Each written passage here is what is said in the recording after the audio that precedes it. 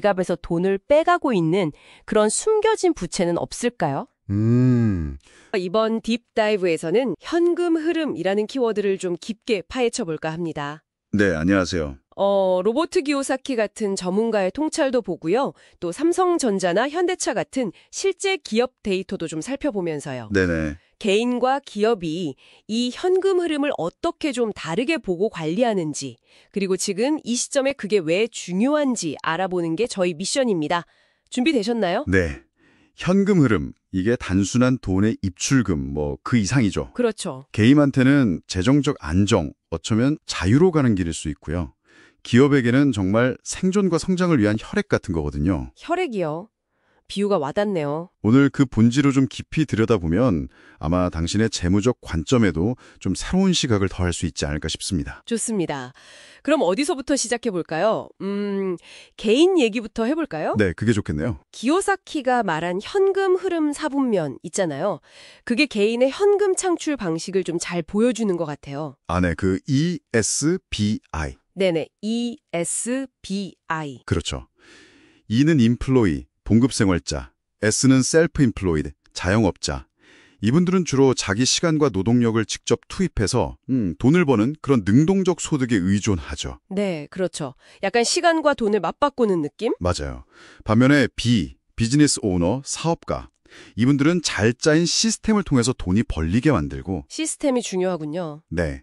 그리고 I, 인베스터, 투자가.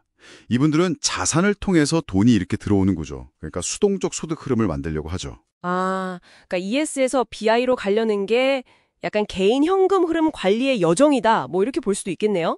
그렇죠. 많은 분들이 그렇게 생각하시죠. 개인의 목표가 약간 시간으로부터의 자유. 이런 느낌이라면 네.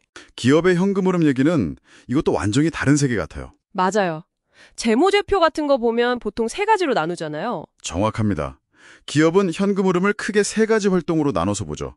첫째가 제일 중요한 건데 영업활동 현금 흐름, OCF라고 하죠. OCF? 네, 이건 기업이 핵심 사업, 그러니까 물건 팔고 서비스 제공해서 실제로 얼마를 벌었냐, 이걸 보여주는 가장 중요한 지표예요. 핵심 사업으로 번 돈. 그렇죠. 둘째는 투자활동 현금 흐름, ICF라고 하는데 미래 성장을 위해서 공장을 짓거나 기술 개발하거나 어디에 돈을 썼는지를 보여주죠. 미래를 위한 투자네요. 네, 마지막은 재무활동 현금 흐름, FCF라고도 하는데 이건 돈을 빌리거나 갚고 또 주주한테 배당 주고 이런 자금 조달이나 운영 활동을 나타냅니다. 아하, 들어보니까 확실히 다르네요. 개인은 나의 자유를 위해서 현금 흐름을 만드는 경향이 있는데 기업은 그 지속적인 성장과 운영, 그 자체가 목적인 거군요. 바로 그겁니다. 그게 핵심이에요. 개인은 생계 유지를 넘어서 부채 줄이고 또 현금 흐름을 만들어주는 자산을 늘려서 궁극적으로 경제적 자유를 얻는 게 목표일 수 있잖아요. 네, 그렇죠. 근데 기업은 일단 생존이 기본이고요. 끊임없이 이익 내고 성장해야 한다는 그 압박감 속에 있죠. 압박감? 네, 그래서 그 영업활동 공급 흐름, OCF를 기반으로 해서 연구개발, R&D나 설비 투자, 캐펙스에 다시 투자하고 빚도 갚고 또 주주들한테 배당이나 자사주 매입 같은 걸로 보답하면서 주주 가치를 높이는 게 이게 지상 과제인 거죠. 책임 범위도 좀 차이가 있지 않나요? 개인 사업하다가 잘못되면 막 전 재산 걸어야 할 수도 있고 그런데 법인 회사는 좀 다르다고 들었거든요. 그거 중요한 포인트입니다. 개인 사업자는 사업 빚에 대해서 무한 책임을 지는 경우가 많잖아요. 네. 근데 주식회사의 주주는 자기가 투자한 금액, 딱 그만큼만 책임지는 유한 책임을 집니다. 투자한 만큼만. 네. 이 차이가 어떻게 보면 기업가들이 더 과감하게 위험을 감수하고 사업을 확장할 수 있게 하는 그런 제도적 기반이 되는 거죠. 세금도 다르지 않나요? 맞아요. 세금도 차이가 크죠. 개인은 소득이 막 높아질수록 세율이 엄청 오르는 종합소득세 최고 45% 누진 세율이잖아요. 네, 높죠. 근데 법인은 법인세 최고 24% 차등세율을 적용받으니까 이게 구조적으로 차이가 있는 거죠. 아까 기요사키 얘기 잠깐 했는데 그 사람이 좋은 빚, 나쁜 빚 이렇게 나눈 게 기억나네요. 네네. 현금 흐름을 만들어주는 자산. 예를 들어서 임대 수익 나오는 부동산을 산다. 이런 대출은 좋은 빚이다. 이랬던 것 같은데요. 네, 맞아요. 개인 차원의 그 좋은 빚 개념이랑 비슷하게 기업은 훨씬 더 크고 복잡한 방식으로 레버리지, 즉 빚을 활용해서 성장을 막 가속화시키죠. 레버리지. 네. 은행 대출도 받고 회사채도 발행하고 규모 자체가 다르죠. 근데 여기서 진짜 중요한 건 이 현금 흐름이 받쳐주느냐 하는 거예요. 아, 현금 흐름이 중요하군요. 그렇죠. 혹시 흑자도산이라는 말 들어보셨어요? 네, 들어봤어요. 이익은 나는데 망하는 거? 맞아요. 회계장부상으로는 이익이 나는데 당장 쓸 현금이 부족해서 문 닫는 경우예요. 이게 마치 엔진 오일 없이 막 쌩쌩 달리던 자동차가 갑자기 써버리는 거랑 비슷해요. 아, 비유가 확 와닿네요. 네, 거품이 멀쩡한데 핵심 윤활유, 즉 현금이 마르면 그냥 멈춰버리는 거죠. 이익보다 현금이 기업 생존에는 진짜 더 치명적일 수 있다는 걸 보여줍니다. 와, 정말 극명한 타이네요. 개인한테 현금 흐름은 생존을 넘어서 자유로 가는 길? 뭐 이런 느낌이라면 기업한테는 진짜 끊임없이 돌아가야 하는 성장 엔진의 연료군요. 그렇습니다. 딱 맞는 말씀이세요. 특히 기업의 안정적인 영업활동 현금 흐름, OCF, 이게 모든 활동, 그러니까 투자, 혁신, 주주가치 제고, 이걸로 이어지는 선순환 구조에 정말 심장 같은 역할을 하는 거죠. 심장? 네.